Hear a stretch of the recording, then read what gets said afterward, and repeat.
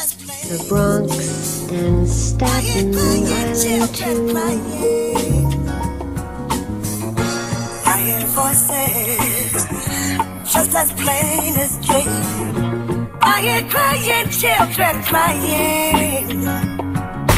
Galing pa akong Bulacan, bababa sa lugar na maraming may galit sa akin. Nilalakaran ko pa rin silang taas noo at hindi yumuyo ko. Hindi talaga maiwasan, meron sa akin mayabangan pero di pinapatulan, pera lang ang kailangan. Kaya sa hasil ay hindi nalilito, ginagawa lahat ng makakaya ko. Sinasagad ang oras habang bata pa edad ko.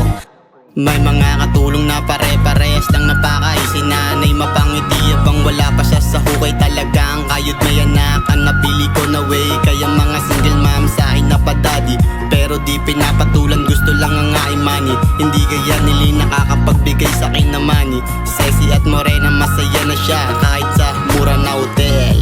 I hear voices just as plain as day. I hear crying children crying. I hear voices just as plain as day. I hear crying children crying.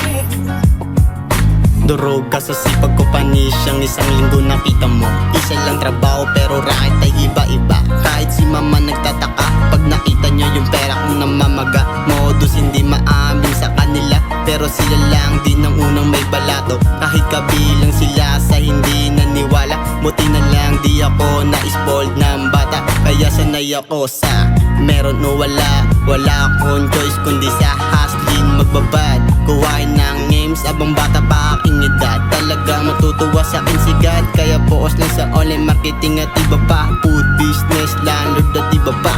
3 heads talaga ang sipag namin ay nakakahawa. Hanggang makaabot sa taas na nakakalula. I hear voices just as plain as